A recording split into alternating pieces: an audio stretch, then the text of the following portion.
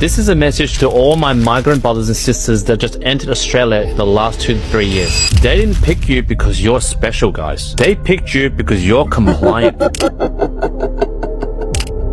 And whose laws I will uphold and obey.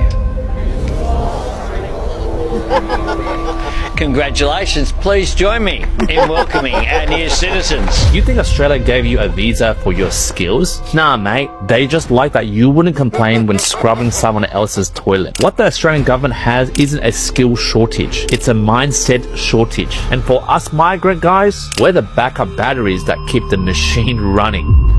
You have to let it all go, Neo. Fear, doubt, disbelief. Free your mind.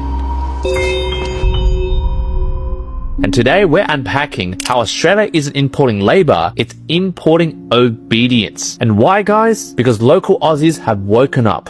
They've had it with corporate wage, theft, exploitation, burnout jobs, and being told a 1 million fibro shack in Campbelltown is a new Aussie dream. So the government's new plan is bring people in who still believe struggle is noble, who internalize the idea that hard work equals virtue, even if it gets them nowhere. You know what I'm talking about, right? People that look like me. I'm telling you guys, that's not migration policy. That's a psychological operation. Antonio Gramsci called it the cultural hegemony, the dominant ideology of the ruling class as common sense. Migrants, guys, especially from the Eastern cultures, we grow up with it. We've been always told, work hard, don't complain, life is suffering, be grateful. Sound familiar, guys? Yeah, my God, my dad always preached to me, and he says it in Cantonese. 仔啊，你喺澳洲唔辛苦，唔努力做嘢，你點樣喺澳洲出人頭地啊？ And to translate that from Cantonese to English, it means you just gotta work hard, son.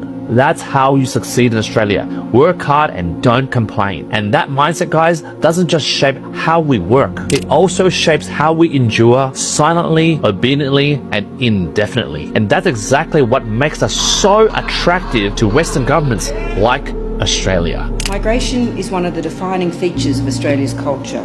So while everyone's screaming skill shortage, but look closer, guys. It's not about skills. And I know you migrant guys out there be like, hey, I've got skills, Q, I've got skills. I know, guys, your skills are good. But the government doesn't give a F about your skills. It's not about skills, guys. It's about who's still willing to work the 3 jobs, eat shite, and smile while doing it. Because guess what, guys? The Aussie local kids or the kids that grow up here, they're all saying no at the moment. They're like, F you to the air. And that is why the government opened the gates. It's not for talent, guys. It's totally for submission.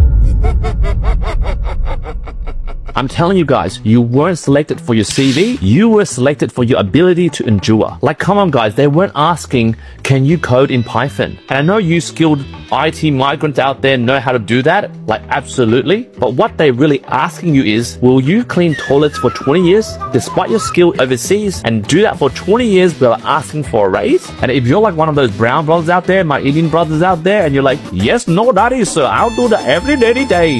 Thank you, come again. It smell like a toilet full of nasty ass shit. Sorry for my Indian accent, but I'm just trying to highlight the fact that you guys will say yes to that.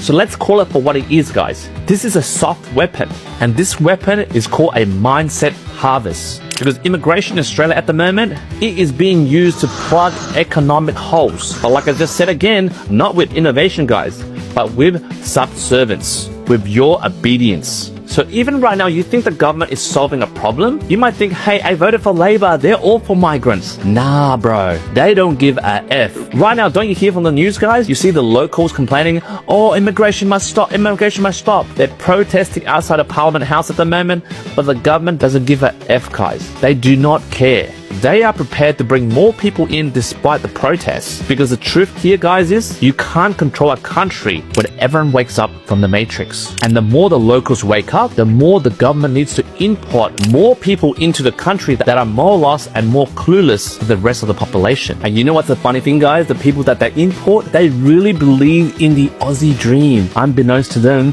they've been fed Aussie government propaganda in a $1 million fibro house in Campbelltown, some whoop place in the bush. is something to aim for in life. So to my migrant brothers and sisters out there, if you ever said to yourself, I'm just lucky to be here, guys. And if you ever watched your parents or your parents who brought you here work themselves to death and called it normal, if you ever felt guilty for wanting more, guys, just know that was the plan, guys. While the immigration officer smiled while letting you in and you bowed, or some of you kowtowed like my parents, they were silently writing behind your Australian citizenship or your PR visas in invisible ink, another one ready for lifelong compliance.